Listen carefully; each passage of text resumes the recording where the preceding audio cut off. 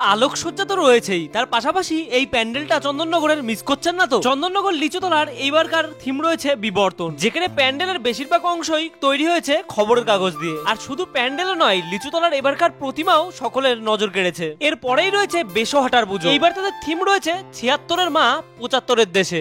যখন ভারত স্বাধীন হয়েছিল তখনও পর্যন্ত চন্দননগর কিন্তু স্বাধীন হয়নি। দেশ স্বাধীনের ২ বছর পরে ফরাসিদের হাত থেকে মুক্ত হয়েছিল চন্দননগর, আর সেটাকেই তুলে ধরা হয়েছে প্যান্ডেলের মাধ্যমে। চন্দননগরের প্রচুর প্রতিমা এবং প্যান্ডেল কিন্তু রয়েছে।